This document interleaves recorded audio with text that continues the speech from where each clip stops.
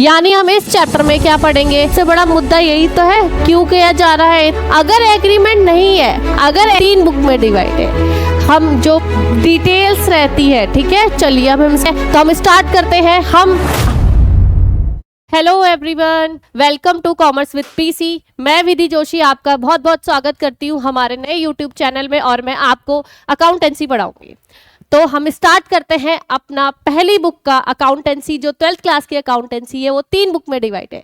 हम जो पढ़ना स्टार्ट कर रहे हैं वो पहली बुक से है, पार्टनरशिप वाली बुक से। इसमें सारे चैप्टर पार्टनरशिप के बारे में है, पार्टनरशिप से इंटर रिलेटेड है, ठीक है। तो हम ये जो चैप्टर पढ़ रहे हैं ये फाउंडेशन है, और इस फाउंडेशन का बहुत मेजर रोल है इस बुक में। अगर हम ये चैप्टर को अगर हम बिल्कुल से भी स्किप करते हैं तो ये चैप्टर आपकी पूरी बुक के लिए एक ड्रॉबैक सा साबित होगा, ठीक है। तो हम स्टार्ट करते हैं। हम इस चैप्टर को इतना स्ट्रांग बनाएंगे कि ये जो बुक से है ज़्यादा से ज़्यादा नंबर गेन कर पाए। ये बुक 36 नंबर की है, और हम इस पूरा कोशिश रहेगी कि हम इस बुक को पूरी से पूरी स्ट्रांग बनाकर कवर कर दी जाए, ठीक है। तो स्टार्ट करते हैं। मैं आप सबसे रिक्वेस्ट करूंगी, आप प्लीज़ कंसिस्टेंट बने रहे और अपना जो माइंड है वो मेरी तरफ रखे पूरा का पूरा, ठीक है। स्टार्ट करते हैं। चलिए, सबसे पहले हम बात करेंगे पार्टनरशिप की। पार्टनरशिप की ये पहली बुक है और ये पूरे 36 नंबर की आ रही है। तो और इसमें सबसे पहला चैप्टर है फंडामेंटल्स। ये पहला,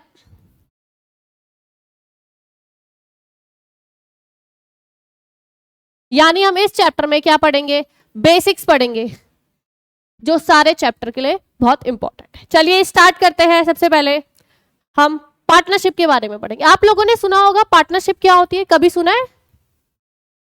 पार्टनरशिप बहुत बार सुना होगा। अब हम आइए पढ़ते हैं कि पार्टनरशिप का रियल मीनिंग क्या होता है। पार्टनरशिप का मतलब होता है वो रिलेशन जब 2 या 2 से ज्यादा लोग मिलकर एक बिजनेस को स्टार्ट करते हैं, और बिजनेस को स्टार्ट करने का मोटिव क्या रहता है, प्रॉफिट अर्निंग, ठीक है। तो जब 2 से ज्यादा लोग किसी भी साथ में मिलकर किसी भी बिजनेस को चलाते हैं, प्रॉफिट को कमाते हैं और आपस में शेयर करते हैं, उसे क्या कहना जाता है, पार्टनरशिप कहला जाता है। चलिए देखते हैं डेफिनेशन के हिसाब से। पार्टनरशिप रिलेशन है जब 2 या 2 से ज्यादा लोग मिलकर किसी एक बिजनेस को स्टार्ट करते हैं और उनका मोटिव क्या रहता है, प्रॉफिट अर्न करना। उस प्रॉफिट को वो क्या करते हैं, एग्रीड शेयर में बांटते हैं। एग्रीड शेयर का मतलब होता है प्री डिसाइडेड शेयर, जो पार्टनर्स आपस में मिलकर डिसाइड करते हैं कि इस प्रॉफिट को हमने कहाँ बांटना है, किस रेशियो में बांटना है, ठीक है। और ये जो बिजनेस होगा, ठीक है, इसमें एक बहुत इंपॉर्टेंट लाइन लिखी है, ये जरूरी नहीं है कि सारे के सारे पार्टनर्स उस बिजनेस को चलाए, ठीक है। तो इसमें एक लाइन लिखी है, वो business carried on by all और any of them acting for all. ये जो बिजनेस है, ठीक है, कैरिड या फिर सब मिलकर चलाएंगे, या फिर एनी ऑफ देम, उन पार्टनर से भी कोई एक मिलकर उस बिजनेस को रन कर सकता है, ठीक है। तो ये बहुत इंपॉर्टेंट लाइन है, तो हम एक बार पढ़ लेते हैं दोबारा से। पार्टनरशिप वो रिलेशन होता है जिसमें 2 या 2 से ज्यादा लोग मिलकर किसी बिजनेस को रन करते हैं और बिजनेस से होने वाले प्रॉफिट एंड लॉस को डिवाइड करते हैं, ठीक है। और वो बिजनेस कैरिड बाय ऑल या सब मिलकर चलाएंगे, या उनमें से कोई दूसरे पार्टनर की एब्सेंस में क्या करेगा, उस बिजनेस को रन करेगा, ठीक है। समझ आ गया? चलिए अब हम पार्टनरशिप का नेचर पढ़ते हैं, ठीक है। पार्टनरशिप की कैरेक्टरिस्टिक्स पढ़ते हैं। सबसे पहले देखिए क्या होता है।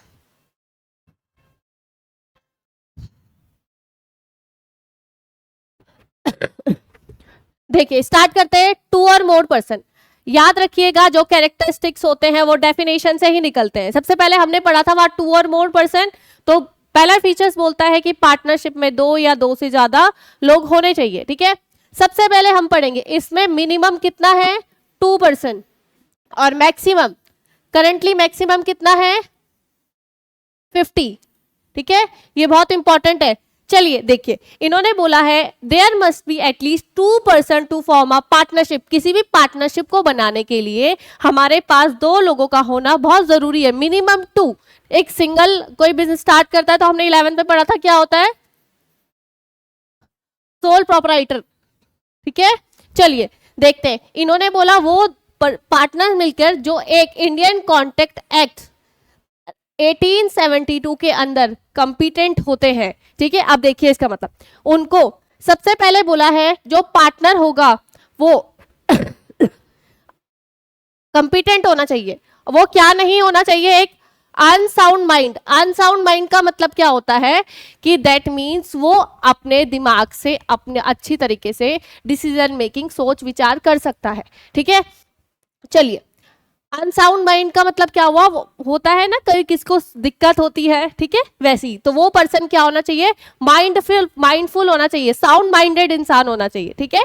चलिए नेक्स्ट, उसको किसी भी लॉ ने डिस्क्वालीफाई ना किया, उसने कभी पहला ऐसा काम ना किया हो कि उस पर कानूनी तौर पर क्या लगा दिया, बैन लगा दिया, जैसे डिस्क्वालीफाई करा कि भाई तू आगे जाकर पार्टनर नहीं बन सकता है, ठीक है। चलिए नेक्स्ट पॉइंट है एग्रीमेंट।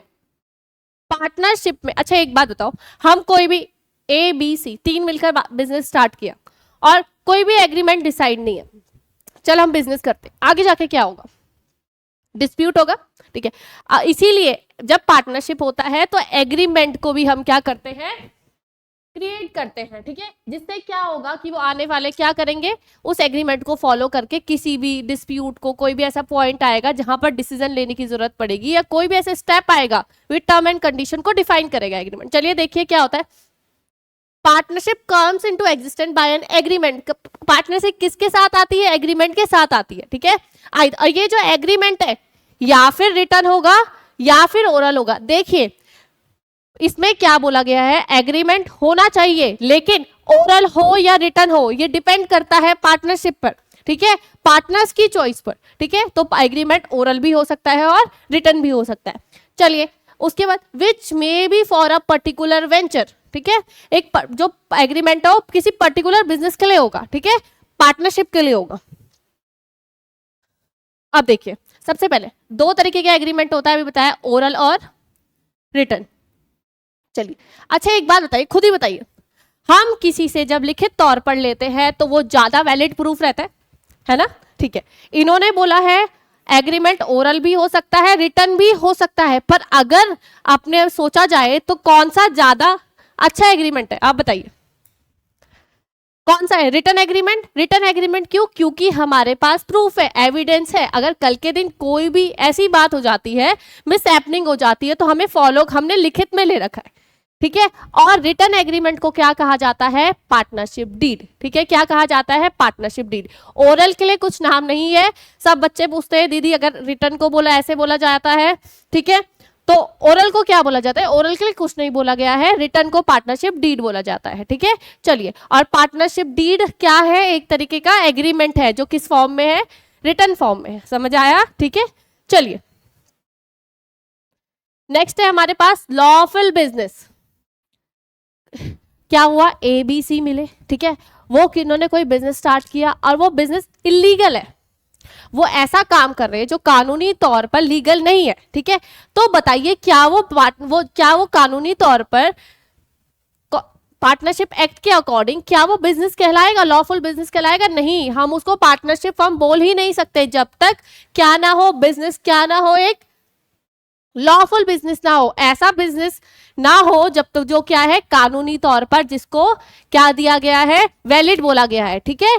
चलिए तो क्या होना चाहिए, बिजनेस क्या होना चाहिए, लॉफुल होना चाहिए, ठीक है। चलिए नेक्स्ट है प्रॉफिट शेयरिंग रेशियो, ठीक है, मोस्ट इंपॉर्टेंट पॉइंट है, मैंने भी बताया था, बिजनेस को स्टार्ट करना, पार्टनरशिप फर्म को स्टार्ट करना, क्या होता है, प्रॉफिट मोटिव होता है, और उस प्रॉफिट मोटिव को, जो वो प्रॉफिट आ गया उसको किसी ना किसी रेशियो में तो डिस्ट्रीब्यूट करोगे, ऐसा तो नहीं है कि भैया एक सारा चले गया, नहीं, ठीक है। तो हम क्या करेंगे, उस प्रॉफिट को क्या करेंगे, डिस्ट्रीब्यूट करेंगे, तो उसको क्या कहा जाता है, प्रॉफिट शेयरिंग रेशियो। चलिए देखिए, agreement between partner among partner must be to share profit और loss of the business, it is most essential to all the partner share profit and loss, ठीक है। प्रॉफिट एंड लॉस को share करना बहुत जरूरी। अब देखिए क्या होता है, ठीक है, अगर एग्रीमेंट, एक इंपॉर्टेंट, अगर एग्रीमेंट है, एग्रीमेंट कौन सा, रिटर्न या ओरल, कोई भी, अगर एग्रीमेंट है, ठीक है, डिसाइडेड है, ठीक है, तो हम क्या करेंगे, जो डिसाइडेड है, प्री डिसाइडेड रेशियो है, उसमें क्या करेंगे, डिस्ट्रीब्यूट करेंगे। अगर एग्रीमेंट नहीं है, अगर एग्रीमेंट साइलेंट है प्रॉफिट शेयरिंग रेशियो को लेकर, तो हम किस में किस में डिस्ट्रीब्यूट करेंगे प्रॉफिट को, इक्वली डिस्ट्रीब्यूट करेंगे। ठीक है, समझ आया। चलिए नेक्स्ट है, अभी मैंने पहले ही स्टार्ट करने से फीचर्स बोला था कि जो फीचर्स होते हैं वो डेफिनेशन से ही निकलते हैं। ठीक है, तो वहां हमने पढ़ा था business can be carried on by all और any of them, any of the partner acting for all. इसका मतलब क्या हुआ, वो बिजनेस या फिर सब मिलकर एक साथ चला सकते हैं क्या, किसी भी रीजन के थ्रू, माना ए बी सी पार्टनर है, वो बाहर रहता है, बी सी बाहर रहते हैं, वो प्रेजेंट नहीं है, ठीक है, वो एक्टिव पार्टिसिपेशन नहीं कर पा रहे हैं या वो यहाँ नहीं रहते, तो एक सिंगल ए भी बिजनेस को चलाएगा तो वो भी पार्टनरशिप फर्म कहलाएगा। ठीक है, चलिए नेक्स्ट है म्यूचुअल एजेंसी। म्यूचुअल एजेंसी के अंदर का मतलब होता है प्रिंसिपल एजेंट।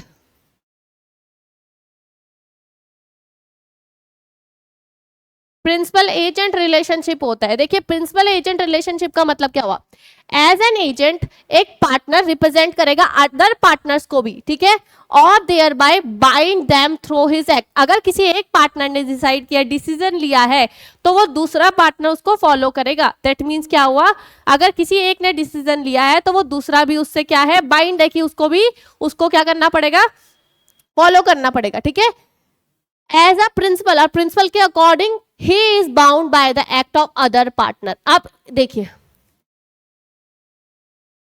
इसने डिसाइड किया, ये दोनों क्या करेंगे, फॉलो करेंगे। अगर मान लो किसी और ने डिसाइड किया तो ये क्या करेगा, ये भी फॉलो करेगा। तो समझ आया प्रिंसिपल एजेंट का क्या रिलेशन होता है, म्यूचुअल एजेंसी।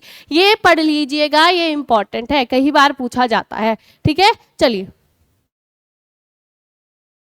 अच्छा एक और पॉइंट है, ठीक है, अनलिमिटेड, एक और पॉइंट है अनलिमिटेड लाइबिलिटी। बताइए लिमिटेड और अनलिमिटेड लाइबिलिटी का मतलब होता है जो पार्टनरशिप फर्म में जो भी पार्टनर्स होंगे उनकी लाइबिलिटी अनलिमिटेड होगी। अनलिमिटेड का मतलब हो गया, अब देखिए अगर इन केस कल के दिन फर्म को क्या हो जाता है, लॉस हो जाता है, और ऐसा पॉइंट आ जाता है कि सारी की सारी फर्म की एसेट्स बेचनी पड़ी और तब जाके लाइबिलिटीज को पे कर रहे हैं, और माना उसके बाद भी सारी लाइबिलिटी पूरी नहीं हुई, तो हम क्या करेंगे, पार्टनर्स की जो पर्सनल एसेट्स होती हैं उनको बेचकर भी हम क्या करेंगे, उस जितना भी डेट है उसको पे करेंगे। समझ आया। तो इसका मतलब क्या हुआ ना, उनकी लिमिट लाइबिलिटी अनलिमिटेड, सिर्फ उतनी लिमिटेड लाइबिलिटी नहीं है कि जितना उन्होंने पैसा लगाया है, उसके अलावा अगर इन केस कोई भी लाइबिलिटी फिर भी बच रही है तो उनके पर्सनल एसेट्स को बेचकर हम क्या करेंगे, पेमेंट करेंगे। ठीक है, चलिए एक और इंपॉर्टेंट है, अब देखिए, चलिए यहां पर पढ़िए, बहुत इंपॉर्टेंट है। ठीक है, अब याद है 11th में एक बिजनेस एंटिटी का कॉन्सेप्ट पढ़ा था, क्या बोलता है बिजनेस एंटिटी वाला, उसमें क्या था बताइए। बिजनेसमैन और जो बिजनेस है वो दोनों अलग अलग है, एक अलग अलग एंटिटी है। समझ आया, कानूनी तौर पर। अब देखिए यहां पर देखिए उसमें क्या था, बिजनेसमैन किससे अलग है, बिजनेस से अलग है। ठीक है, चलिए पर यहां पर देखिए पार्टनरशिप फर्म में क्या होता है, ठीक है, पार्टनरशिप में लीगल पॉइंट ऑफ व्यू से it is not a separate legal entity. ठीक है, इसका मतलब वही अभी जो मैंने समझाया था, पर्सनल एसेट्स बेचना, ठीक है, वही हुआ। ठीक है, इन्होंने बोला वो अलग नहीं है, सेपरेट लीगल एंटिटी नहीं है, सिंस द फर्म्स की debt can be paid off from the private assets of the partner if the firm is not able to pay his liability. अगर फर्म एबल नहीं है, फर्म के बाद में भी इतने पैसे नहीं बच रहे हैं लाइबिलिटी को पे करने के लिए, तो कौन लायबल है, किसकी रिस्पॉन्सिबिलिटी है, पार्टनर्स की रिस्पॉन्सिबिलिटी है। तो इसीलिए लीगल तौर पे ये दोनों सेपरेट नहीं है। ठीक है, आप देखिए लेकिन अकाउंटिंग करते टाइम जब हम अकाउंटिंग कर रहे हैं, ठीक है, तो दो क्या है, सेपरेट बिजनेस एंटिटी है। ठीक है, जब भी तुम अकाउंटिंग करोगे ना पार्टनरशिप में, तो क्या करोगे, किसके पॉइंट ऑफ व्यू से करोगे, फर्म के पॉइंट ऑफ व्यू से करोगे। समझ आया। ठीक है, चलिए ये आप स्क्रीनशॉट ले लेंगे। ठीक है, चलिए अब हमारे पास नेक्स्ट है राइट ऑफ पार्टनर्स। पार्टनर्स के कुछ ना कुछ राइट होंगे, हक होगा उनका भी, उन्होंने बिजनेस स्टार्ट किया है, ठीक है। 3 सब पार्टनर्स हैं, पार्टनर्स के आपस में क्या है, राइट है, ठीक है। चलिए हम पढ़ते हैं। सबसे पहले participate in the management of the business, ठीक है। पार्टनर्स का क्या है, राइट है कि वो मैनेजमेंट में पार्ट ले सकते हैं, डिसीजन मेकिंग में क्या करेंगे, बढ़ चढ़कर हिस्सा लेंगे, ठीक है। चलिए, सबसे पार्टनर्स का राइट है कि वो क्या करे, मैनेजमेंट में पार्टिसिपेट करे और डिसीजन मेकिंग में भी हेल्प करे, ठीक है। वो उनका रोल होता है मैनेजमेंट में पार्टिसिपेट करने का, ठीक है। चलिए नेक्स्ट, उनको राइट है कि consult about the affair of the business, उनको क्या करे, उनसे कंसल्ट करे, सलाह मशवरा किया जाए, ठीक है, कि जो बिजनेस के अफेयर्स है, बिजनेस के जो जितने भी डिसीजन मेकिंग वगैरह में है, ठीक है, जितना भी काम है उनसे क्या करा जाए, कंसल्ट किया जाए। ऐसे नहीं कि उनको पूछा ही नहीं जाए, ठीक है, उनका राइट है कि उनसे क्या करा जाए, कंसल्ट किया जाए, ठीक है। Inspect book of account and have copy of it, जितनी भी क्या है, चलिए जितनी भी क्या है बुक्स हैं, किसकी, अकाउंटिंग की, बिजनेस फॉर्म की जितनी भी बुक मेंटेन करी जा रही है, उनके पास राइट है वो क्या करेगा, इंस्पेक्ट कर सके, ठीक है, और उसकी कॉपी अपने पास रख सके, ठीक है। चलिए, share of profit and loss with others in the agreed ratio, उनको क्या मिले, प्रॉफिट एंड लॉस में क्या मिले, शेयर मिले, ठीक है। चलिए, यही तो सबसे बड़ा मुद्दा, यही तो है क्यों किया जा रहा है, इतना पार्टनरशिप फॉर्म क्यों कराया जाए, कि उनको प्रॉफिट मोटिव में, जो उनका मोटिव था प्रॉफिट का, उस प्रॉफिट में क्या मिले, उनको हिस्सा मिले, ठीक है। चलिए, the right not to allow the admission, अब देखिए क्या हुआ, ठीक है। पार्टनर्स के पास ये राइट है कि वो किसी भी नए पार्टनर के एडमिशन के टाइम मना कर सके, ऐसे नहीं है कि वो हाँ बोलेगा हाँ आ जाइए, ठीक है। उनके पास क्या है, राइट है कि वो क्या कर सके, एडमिशन को क्या कर सके, मना कर सके, ठीक है। चलिए नेक्स्ट, अभी पढ़ा था एग्रीमेंट 2 तरीके के होते हैं, ओरल और रिटन, ठीक है। ओरल वाले का कुछ नाम था नहीं, ओरल वाले में क्या बोला था, ठीक है, कि नॉर्मली बोलकर वर्ड्स में क्या कर दिया जाए, डिसाइड कर दिया जाए। रिटन में क्या था, लिखित तौर पर, ठीक है, लिखित तौर पर क्या गया, एग्रीमेंट को बनाया गया, ठीक है। और लिखित तौर पर क्यों बताइए, क्योंकि जो रिटर्न वाला एग्रीमेंट है उसको वो क्या कर सके, कल के दिन माना कोई डिस्प्यूट होता है, कोई केस करने की नौबत आती है, ठीक है, पार्टनर एक दूसरे पे केस कर दिया, तो उनके पास क्या है, एविडेंस है कि भाई हमने तो ऐसा डिसाइड किया था, ठीक है। चलिए आइए पढ़ते हैं, ठीक है। Partnership comes into existence by an oral written agreement, it is better to have written agreement to avoid any dispute,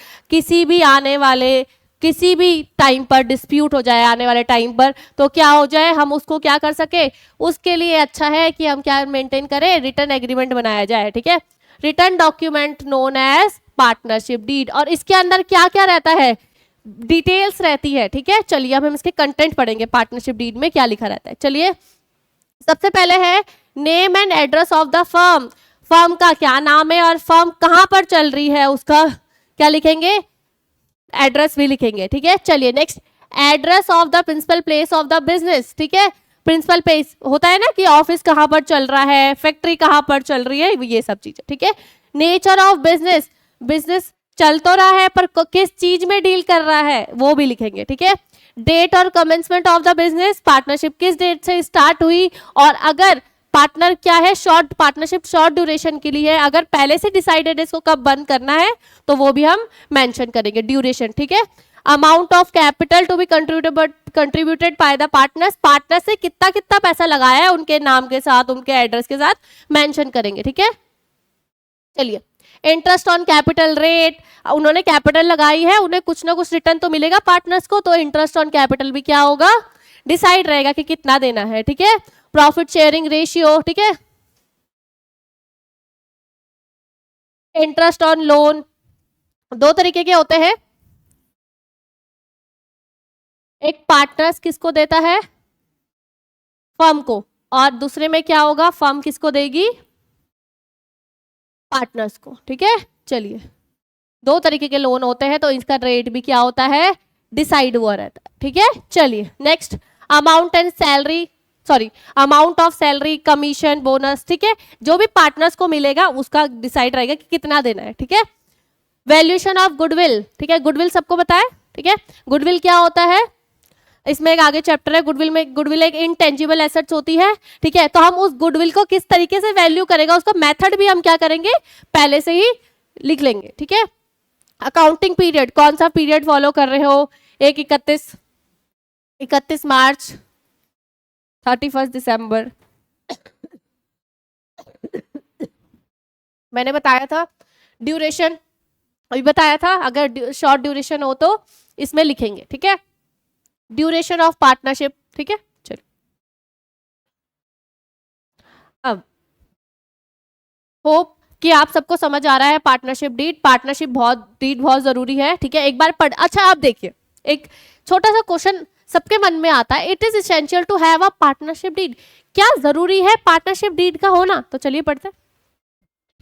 it is not essential but desirable to have a partnership deed, ये essential नहीं है, जरूरी नहीं है, लेकिन to have a partnership deed in case partnership deed. अच्छा अब एक बात बताइए, अगर पार्टनरशिप डीड नहीं, अगर पार्टनरशिप डीड है तो बहुत बढ़िया, ठीक है।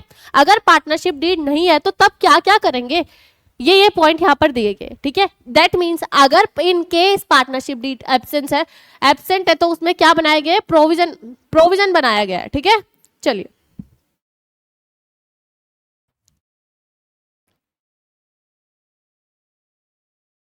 प्रोविजन बनाया गया है, अगर पार्टनरशिप डीड एब्सेंट है तो क्या बोला है, इसेंशियल, ये जरूरी नहीं है लेकिन डिजायरेबल है कि पार्टनरशिप डीड बनाया जाए, ठीक है, एग्रीमेंट बनाया जाए रिटर्न फॉर्म में, ठीक है। अगर एग्रीमेंट नहीं होगा, पार्टनरशिप डीड नहीं होगी तो हम इनके लिए हमने इन्होंने प्रोविजन दे रखे, ठीक है। चलिए पढ़िए, और ये प्रोविजन बहुत जरूरी है, ठीक है। आगे देखिए, जब आप क्वेश्चन करोगे तो ये पॉइंट आएंगे, ठीक है, तो हमें ये प्रोविजन पता होना चाहिए, लिखा रहेगा उसमें in the absence of partnership deed. चलिए provision of the Indian partnership act 1932 apply, ठीक है। अगर नहीं होता है, अगर पार्टनरशिप डीड नहीं है तो ये प्रोविजन अप्लाई करेंगे जो किसके अंदर मेंशन गए हैं, इंडियन पार्टनरशिप एक्ट 1932 के अंदर, ठीक है। चलिए सबसे पहले sharing of profit and loss, अगर पार्टनरशिप डीड है तो मैंने लिखाया था अभी profit and loss sharing ratio decided है। अगर डिसाइड नहीं है, ठीक है, अगर एग्रीमेंट ही नहीं है, दैट मींस नहीं डिसाइड हो रखा है, तो देखिए तब क्या करेंगे, profit and loss are shared equally, कैसे किया जाएगा, profit and loss, partnership deed जब नहीं कर रही है एग्जिट तो कैसे किया जाएगा, इक्वली किया जाएगा। चलिए नेक्स्ट, इंटरेस्ट ऑन कैपिटल, अच्छा कौन किसको दे रहा है एक बार पढ़ लेते, कैपिटल किसने लगाई है, पार्टनर्स ने कहा इन्वेस्ट किया है, फर्म में, तो फर्म देगी इंटरेस्ट रिटर्न में, ठीक है। चलिए तो फर्म के लिए क्या है, एक तरीके से एक्सपेंस है, ठीक है। तो फर्म क्या क्या बोल रहे हैं, अगर पार्टनरशिप डीड नहीं है तो इंटरेस्ट अलाउ ही नहीं किया जाएगा, ठीक है, is not allowed to partners, ठीक है। चलिए नेक्स्ट है इंटरेस्ट ऑन ड्रॉइंग, ड्रॉइंग का मतलब पार्टनर्स ले गए पैसा फर्म से, ठीक है। तो इस केस में क्या हुआ, फर्म के लिए इनकम है, रिटर्न में पैसा मिलेगा, ठीक है, और इंटरेस्ट मिलेगा। चलिए देखिए तो उस केस में हम क्या करेंगे, interest on drawing is not charge, firm charge ही नहीं करेगी, ठीक है, पार्टनर से, ठीक है। चलिए ये बहुत इंपॉर्टेंट है, हमने इंटरेस्ट ऑन ड्रॉइंग चार्ज नहीं करना है, इंटरेस्ट ऑन कैपिटल अलाउड नहीं है, प्रॉफिट शेयरिंग रेशियो इक्वली बांटा जाएगा, ठीक है। चलिए इंटरेस्ट ऑन लोन, मैंने बताया था अभी कि क्या है, एक फर्म पार्टनर को देगी और पार्टनर फर्म को देगा, तो पहले पढ़ लेते हैं, ठीक है। अब हम पढ़ लेते हैं वो वैसा इंटरेस्ट जो किसने दे रखा, पार्टनर ने दे रखा, ध्यान से सुनिए बहुत, इसका डिसाइडेड है, ठीक है, इसका पार्टनरशिप एक्ट 1932 के अकॉर्डिंग डिसाइड है। अगर पार्टनरशिप डीड नहीं है तो कितना करेंगे, कितना अलाउ है, 6% पर एनम, ठीक है। कौन से पे, जो किसने ले रखा है, फर्म ने ले रखा है पार्टनर से, ठीक है। चलिए interest on loan by partner is charge against profit, it means interest is paid whether, अब मैं आपको पढ़ाऊंगी charge against profit, charge against appropriation क्या होता है, इसके बाद पढ़ेंगे, ठीक है। चलिए तो इन्होंने बोला है इंटरेस्ट ऑन लोन क्या है, अलाउ किया जाएगा कितना, 6% पर एनम, जैसे इंटरेस्ट ऑन कैपिटल मना कोई रेट नहीं मेंशन किया है, इंटरेस्ट ऑन ड्राइंग का भी नहीं किया, लेकिन इंटरेस्ट ऑन लोन जो पार्टनर ने दिया है फर्म का उसको क्या बोला गया है, 6% पर एनम, ठीक है। चलिए नेक्स्ट, रेम्युनरेशन का मतलब क्या आ गया इसके अंदर, सैलरी और कमीशन आया, ठीक है, जो पार्टनर्स को मिल रहे हैं, ठीक है। तो देखिए क्या हम पार्टनर्स को देंगे, अगर पार्टनरशिप डीड है तो उसमें लिखा था कि कितना अमाउंट देना है, सैलरी कमीशन, तो हमने दे दिया। अगर पार्टनरशिप डीड नहीं है तो बताओ क्या बोला गया है, वो क्या है, पार्टनर्स एंटाइटल्ड नहीं है, पार्टनर्स को क्या किया गया है, अलाउ नहीं किया गया है सैलरी। ठीक है, चलिए लास्ट आ गया। ठीक है, एडमिशन ऑफ अ पार्टनर, किसी पार्टनर को एडमिट करना है तो देखिए, new partner can not be admitted unless all the partner agree to it. क्या होना चाहिए, वो म्यूचुअली सबके सब एग्री होने चाहिए। ठीक है, अगर कोई भी न्यू पार्टनर आएगा तो म्यूचुअली एग्री होने चाहिए। ठीक है, अनलेस, तब तक नए पार्टनर को एंट्रेंस नहीं। ठीक है, चलिए देखिए ABC पार्टनर है, चलो D भी ले लिया 4। ठीक है, एक नया पार्टनर आया E। ठीक है, सब राजी हो गए, ए ने मना कर दिया। ठीक है, ए ने बोला नहीं मैं नहीं चाहता E आए, तो बताओ E आएगा? अगर पार्टनरशिप डीड नहीं है, एग्जिट नहीं करती है, तो एग्जिस्ट नहीं करती है, बताइए नहीं आएगा। क्योंकि क्या बोलता है पार्टनरशिप एक्ट कि जब तक सबके सब म्यूचुअली एग्री ना हो तब तक कोई नया पार्टनर एडमिट नहीं हो सकता है। ठीक है, चलिए नेक्स्ट स्टार्ट करने से पहले जो हमारे प्रोविजन थे एक बार उसको रिवाइज कर लेते हैं। ठीक है, चलिए सबसे पहला प्रोविजन हमने क्या पढ़ा था,